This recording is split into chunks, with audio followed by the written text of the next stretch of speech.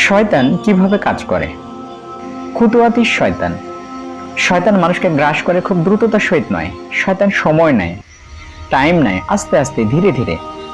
কখনো কখনো শয়তান কোনো ভালো বিষয়ও একটা বান্দার কাছে হাজির হয়, ভালো বিষয় নিয়ে, যে বিষয়টা ভালো।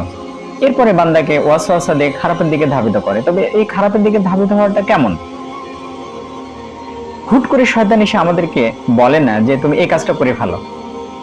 শয়তান প্রথমে প্ররোচনা দেয়, ওয়াসওয়াসা দেয়, এরপরে সে খারাপ কাজে লিপ্ত করায়, এবং লিপ্ত করার পরে শয়তান যখন সফলতা লাভ করে তখন ওই বান্দার দিকে এসে শয়তান আরো ওয়াসওয়াসা দেয়, তুমি তো খারাপের দিকে চলে গেছো, সমাজ তো তোমাকে নিগৃহীত করছেই, সমাজে তো তোমাকে কেউ ভালো চোখে দেখছে না, তোমার তো পাপের পাল্লা ভারী হয়ে গেছে, এবং তোমার এই রেকর্ডগুলো সমাজের প্রত্যেকটা জায়গায় রেকর্ডেড হয়ে আছে।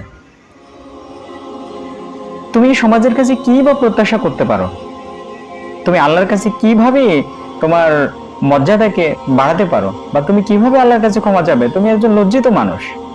এই বিষয়গুলো নিয়ে শয়তান আমাদের সামনে আসে, কিন্তু আল্লাহ তাআলা বলতেছেন আমি পরম দয়ালু, অসীম ক্ষমাশীল। একটা বান্দা যদি পাহাড় পরিমাণ গুনাহ করে এবং আল্লাহর কাছে লজ্জিত চিত্তে ইস্তেগফারের মাধ্যমে ক্ষমা প্রার্থনা করে, আল্লাহ তাআলা পাহাড় পরিমাণ পাপকে ক্ষমা দ্বারা ঢেকে দেবেন। তো শয়তান আমাদেরকে জাহান্নামী বানাতে চায়, কারণ শয়তান আল্লাহর সাথে ওয়াদাবদ্ধ যে মানুষকে সঠিক পথ থেকে ভুল পথে ধাবিত করবে। এটা আল্লাহর সাথে শয়তানের চ্যালেঞ্জ। তবে আল্লাহ আমাদেরকে অনেক ভালোবাসেন, অনেক দয়া এবং রহমত প্রত্যেকটা মুহূর্ত আল্লাহর আমাদের উপর। কারণ আমরা দয়া এবং রহমত ছাড়া একটা মুহূর্ত, একটা ধাপও, আমরা একটা নিঃশ্বাসও নিতে পারবো না। কারণ আমাদের শরীরের প্রত্যেকটা কন্ট্রোল আল্লাহর হাতে। আমরা নিজেকে যতই বড় মনে করি না কেন, আমরা যতই কিছু ভাবি না কেন, প্রত্যেকটা, আপনি হয়তো বা অন্তর দিয়ে আল্লাহকে মানেন বা না মানেন, কিন্তু আপনার হৃদয়ের প্রত্যেকটা অঙ্গ, আপনার প্রত্যেকটা অর্গান আল্লাহর নির্দেশ ছাড়া একটা সেকেন্ড, একটা ন্যানো সেকেন্ডও কাজ করে না।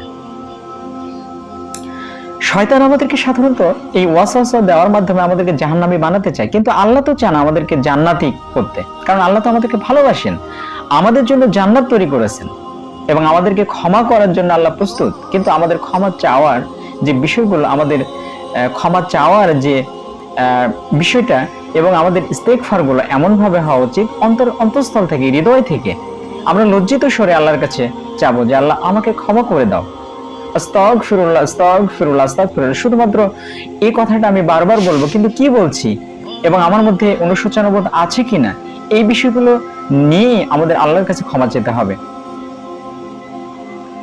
আর শয়তান যখন আমাদেরকে গ্রাস করে, শয়তানের ওয়াসওয়াসায় ধোঁকায় যখন আমরা পড়ে যাই, শয়তান আমাদেরকে বিভিন্ন কিছু দিয়ে, যে তুমি তো খারাপ হয়ে গেছো, সমাজে তো তুমি নিগৃহীত, তোমার তো জাহান্নাম ছাড়ার কোনো গতি নাই, সুতরাং তুমি যে কদিন বাঁচো, যে কয়টা দিন পৃথিবীতে স্টে করবে, এনজয় করো, তুমি আরো বেশি বেশি খারাপ কাজ করো, কারণ তুমি তো ফেরার আর কোনো পথ নেই, তুমি পাপী হয়ে গেছো, তোমার উপর আল্লাহর লানত, সুতরাং তোমার আর ফিরেও কোনো কাম হবে না বা কাজ হবে না, তুমি খারাপ কাজে লিপ্ত থাকো এবং পৃথিবীটাকে তুমি এনজয় করো। এইভাবে শয়তান যখন কোনো বান্দাকে গ্রাস করে ফেলে এবং আল্লাহর পথ থেকে পদচ্যুত করে অন্যদিকে নিয়ে যায়, তখনই শয়তান সেখানে জয়ী হয়।